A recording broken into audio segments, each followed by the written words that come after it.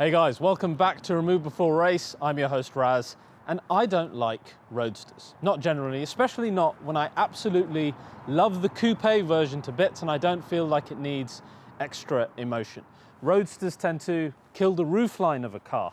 They add more weight, they reduce rigidity, they bugger up steering feel. But every once in a while, a manufacturer is clever enough to reduce some of those negatives and add a whole layer of emotion. So while undeniably for me, this has a hugely tough act to follow with the brilliant coupe, let's see if Aston Martin can surprise us with this, the brand new Vantage Roadster.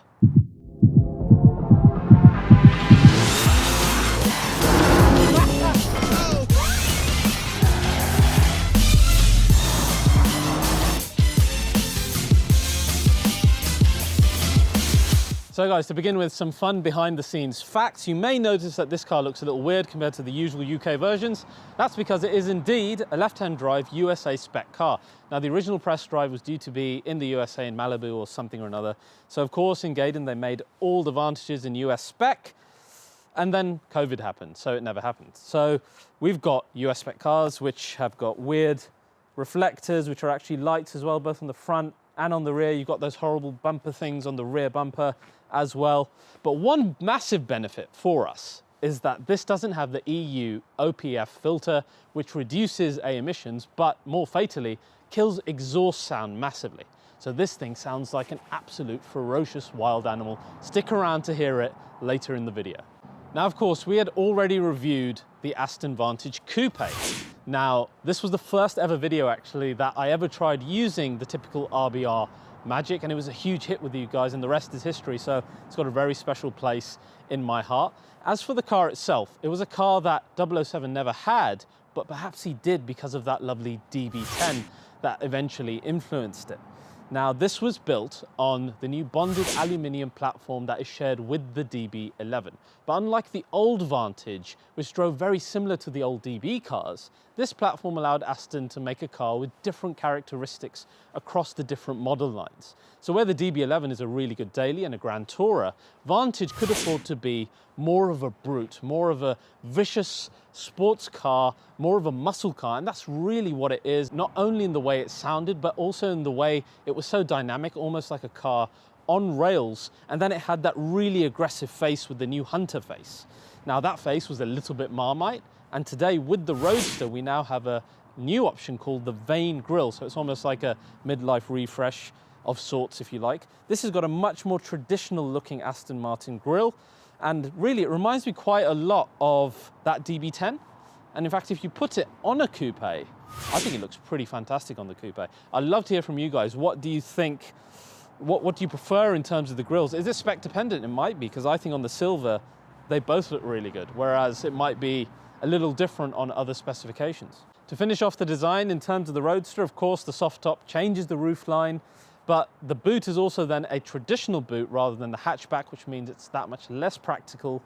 We'll get onto the boot and the space in a minute. And on the boot, there is a dip, which I presume is for some kind of aerodynamics. Now, onto the engine. You need to hear this Mercedes-AMG sourced V8 in its Aston Martin form. It is a beast.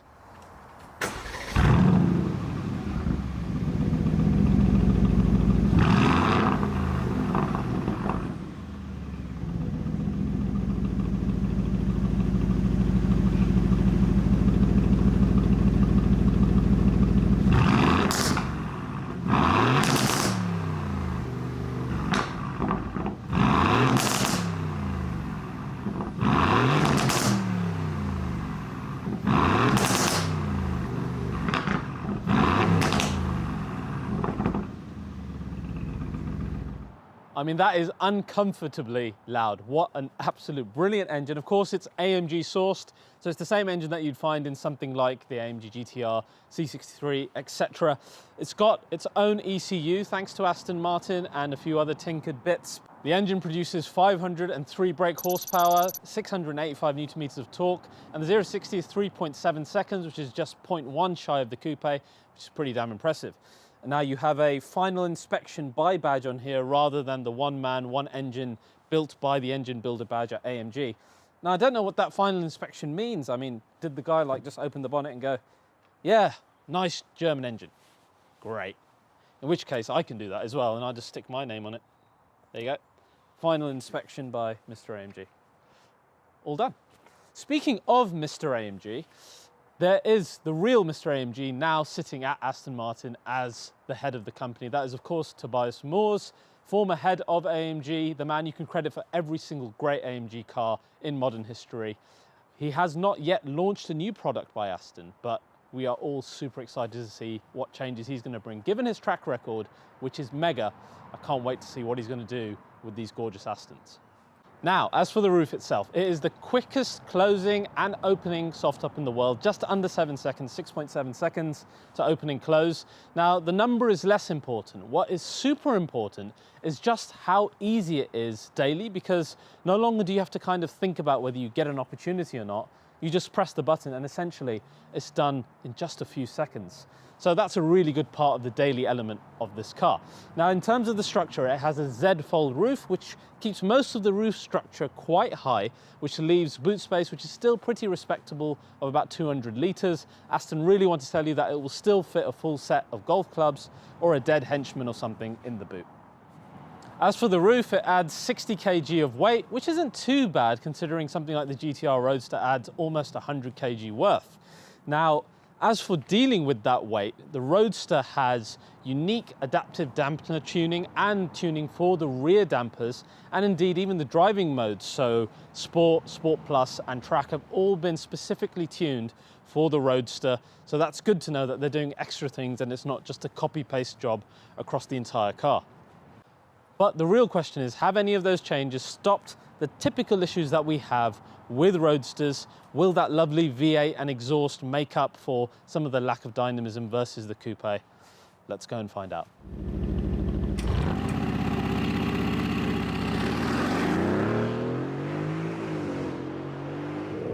Now, to set the scene, I'm already a massive, massive fan of the Vantage. I tell most people who ask me, if anyone wants a V8 sports car that feels like a muscle car, I tend to recommend the Vantage, even over something like the AMG GT, because A, I love the looks of the car, and secondly, I felt the way it drove and the slightly unique exhaust note made it quite a special experience. And of course, being a huge Bond fan, it just attracted me to it immediately. Now, being a Vantage Coupe fan makes things that much harder for this Roadster. So currently I'm in sport mode, which can essentially be translated as this car's only comfort option, very much like GT mode in the DB11. The sound is less, the gearbox is very relaxed, and it's quite a pleasurable driving experience. First thing I'd note out the bat is the typical steering wobble that you get from a Roadster versus the coupe, because of how much work the suspension is having to do to keep the car rigid, isn't as apparent in this Vantage as it's been, say, in the AMG GTR Roadster that I drove recently as well. It is there, you do feel it, but it isn't as cumbersome. And I think perhaps the reason is that the suspension isn't as highly strung. And indeed, Aston suspension, just generally, when you look across Vantage and DB11, etc., is very, very clever indeed. The other nice element is that you don't get a lot of outside noise in the interior. It doesn't feel like somewhere a window is open and you're closing a phantom window. So that was one of the fears I had coming into this, because the Vantage is a great daily, so you don't want that refinement element of just driving normally day to day to be lessened, and I'm glad to report that it isn't here. But really what we want to do, we want to go into Sport Plus mode, don't we? In fact, I think we should go into track mode, because this is a non-OPF USA spec car, and it sounds absolutely ridiculously brilliant.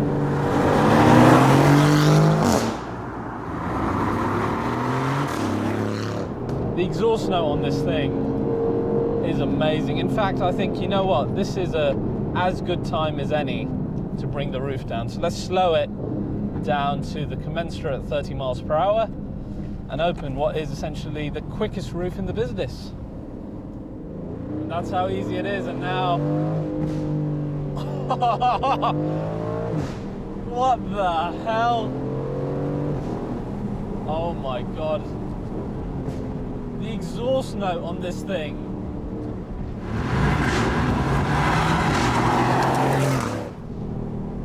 It's mind-blowingly good. even coming to a standstill. I swear, if the UK spec version is even 50% as loud as this with the OPF and everything, Vantage customers are going to be very, very happy indeed. Now let's set off. Oh! What?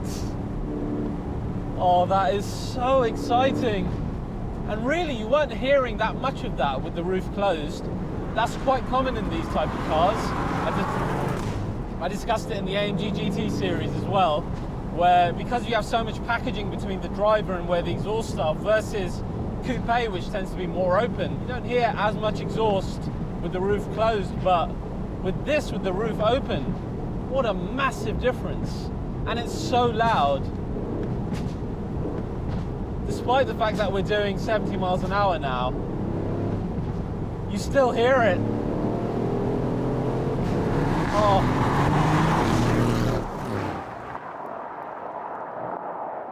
Every time I'm about to review a Roadster, I make it very clear on social media, I don't like them. They have to work very hard to win my approval. And this brute, it's already won my heart, because this is so much of what makes the experience of a sports car Roadster, particularly one that's a muscle car V8 in its nature. This is ridiculously good. Now, in terms of the dynamism of the car itself, as I reported with the coupe Vantage, it turns in so keenly on the front and the rear end is so well sorted that it almost feels like you're driving a rear wheel steer car, which you're not, because the Vantage isn't.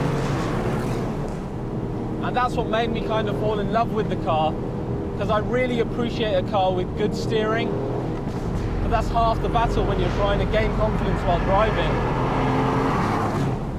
Vantage Roadster not suffering from that typical wobble of Roadsters and maintaining the lovely turn-in feel of the coupe means it's a real winner.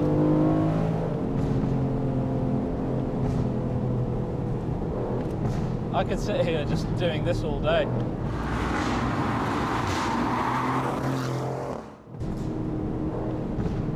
And you do feel more like James Bond, because it almost feels like someone is shooting at you from behind. Machine gun fire! Hugely, hugely exciting. Aston have really nailed it with this car. Big time. I'm forgetting the fact that I love the coupe so much. This adds so much excitement. And even now when it's 1 degree, I don't want to put the roof back up because it sounds so bloody brilliant. Speed-wise, it feels every bit as powerful as you would need on the road. I often talk about how much power is really needed on the road daily. We discussed it with Chris Harris in our interview with him as well. And I'm really of the opinion that 500 brake horsepower in a car of this kind of size and weight is more than enough. You don't need more than that. It's never usable. Whereas you will use a great deal of the bandwidth that this car has. So, yes, it's not got the 650 that my Turbo S does, but when do I ever use that? I really don't. I want to, because it feels like you're not tapping into it, but when I drive this, because I'm using most of that power, I feel that much more fulfilled. So guys, absolutely love this car. I love it as much as the coupe, which I did not think I'd say. Dynamically, it's almost there. Sound-wise, it adds another layer. I like the way it looks despite not being a huge fan of soft tops. This is an exceedingly fun and exciting car. Well done, Aston Martin.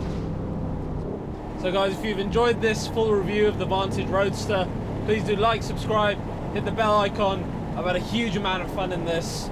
Vantage is really in my radar now as a car that I want to own one day. Especially with Mr. Tobias Moores at the helm.